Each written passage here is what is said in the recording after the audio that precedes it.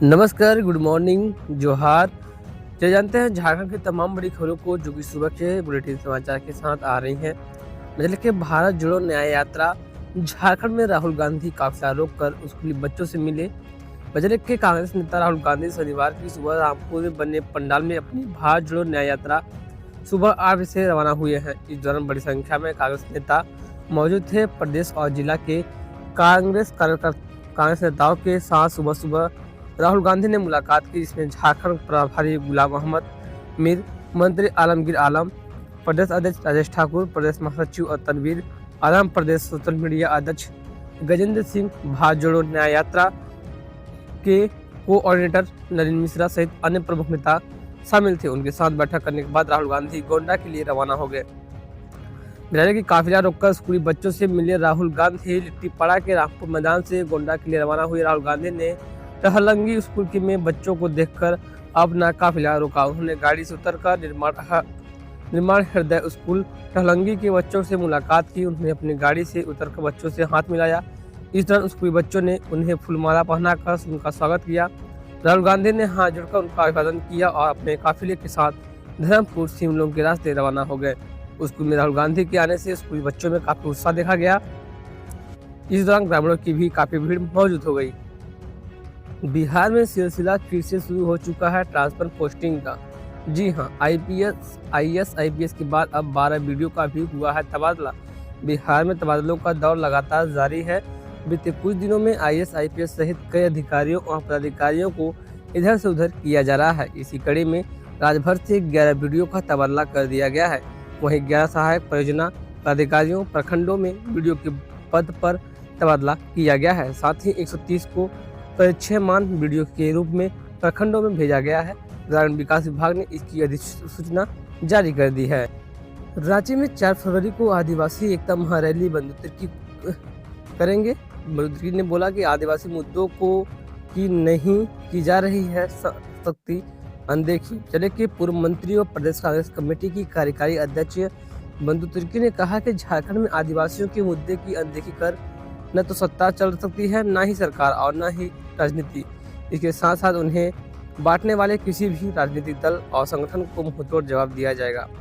बंधु तिर्की ने कहा कि सन्ना कोड 5वीं अनुसूची आदि के साथ ही केंद्र सरकार द्वारा संसद में प्रस्तुत वित्तीय वर्ष 2022-24 और 25 के बजट में आदिवासियों की उप योजना राशि में कटौती किया जाना है। आदिवासियों के हित के साथ खिलवाड़ है और इसे किसी भी हाल में बर्दाश्त नहीं किया जाएगा। राजधानी रांची के मोहराबादी मैदान में 4 फरवरी को आयोजित आदिवासी एकता महारैली की तैयारी हो चुकी है और इसी शनिवार को प्रेस कॉन्फ्रेंस हुई थी, जिसको संबोधित कर रहे थे।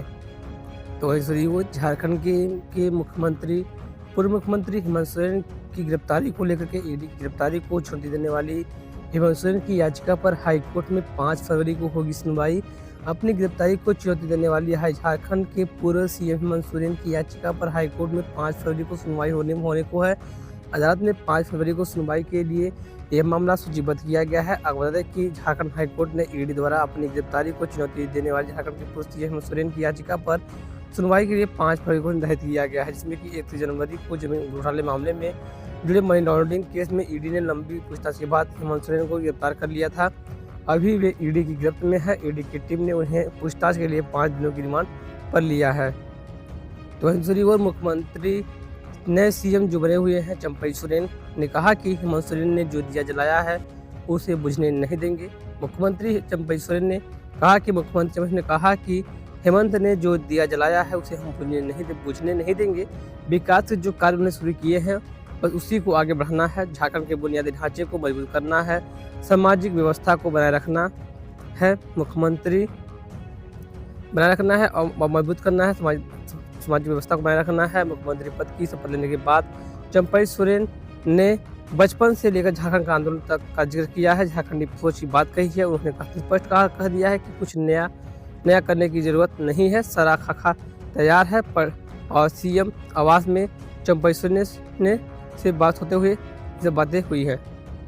तो वो झारखंड में किसानों की आय बढ़ाना है मकसद। पूर्वी क्षेत्र कृषि मेले का उद्घाटन कर बोले केंद्रीय मंत्री अर्जुन मुंडा।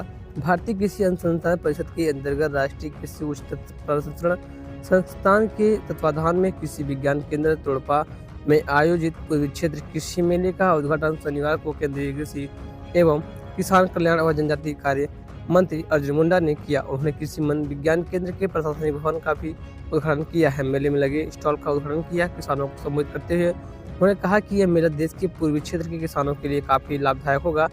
इसकी कार्यकर्ता खेतों में नजर आएगी। केंद्र सरकार की कोशिश है कि हर राज्य में खेती में आत्मनिर्भर बने, किसानों की आय बढ़े। किसानों को परंपरागत खेती के साथ तकनीक से जोड़ने के लिए मेले का आयोजन किया गया है।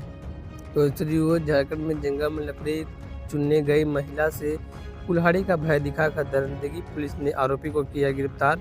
जैसे कि कोडरमा के झारखंड के कोडरमा जिले में जंगल में लकड़ी चुनने गई एक महिला से गांव के युवक ने टांगी का भय दिखाकर दुष्कर्म किया है। पीड़ित महिला ने बताया कि जंगल में अकेला देखकर आरोपी ने उसे पेड़ से बांध दिया और दुष्कर्म किया। सूचना मिलने पर पुलिस मौके पर पहुंची और आरोपी को गिरफ्तार कर लिया। थाना प्रभारी पंजब दिंगा ने बताया कि पूरे मामले की जांच चल रही है। तो वो JSLPS के 1500 पदों पर जल्दी होगी नियुक्ति। 2 साल बाद मिली मंजूरी।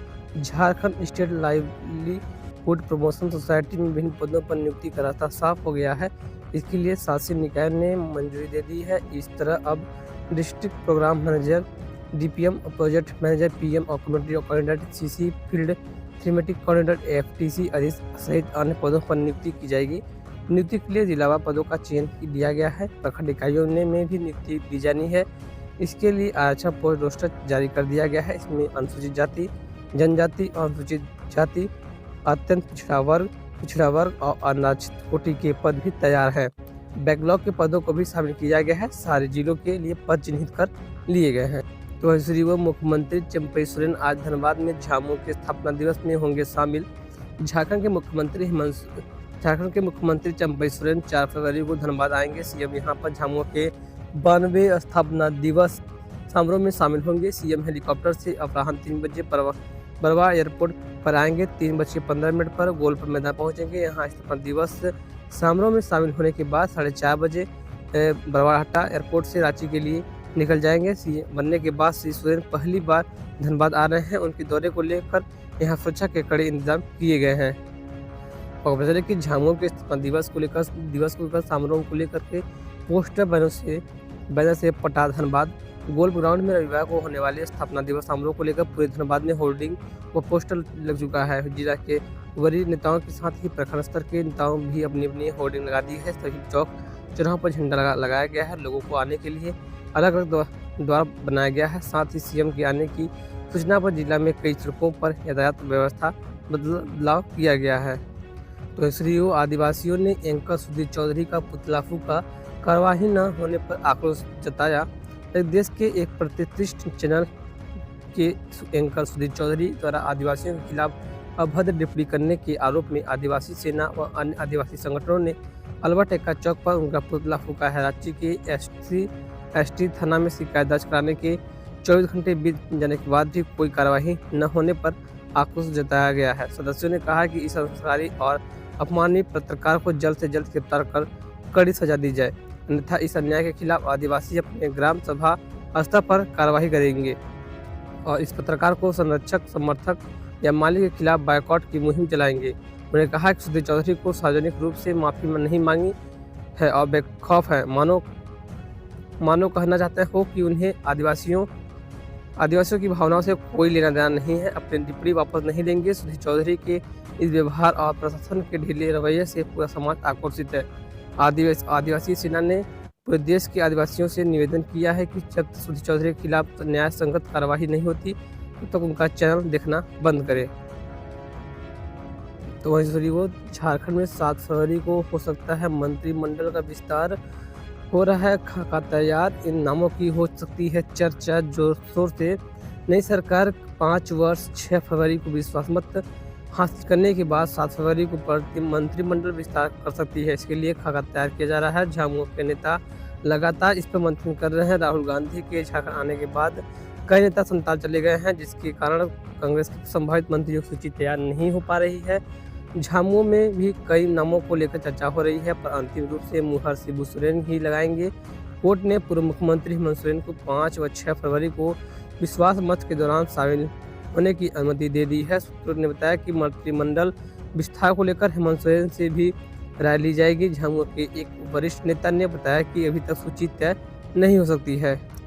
तो वही झामुमो ने हेमंत सोरेन के मुद्दे पर भाजपा को घेरा, कहा जो हुआ उसकी परिकल्पना पहले से ही थी। झामुमो के केंद्रीय महासचिव त्रिभुवन भट्टाचार्य ने कहा कि झारखंड में जो हुआ इसकी परिकल्पना हम लोग पहले से ही कर रहे थे।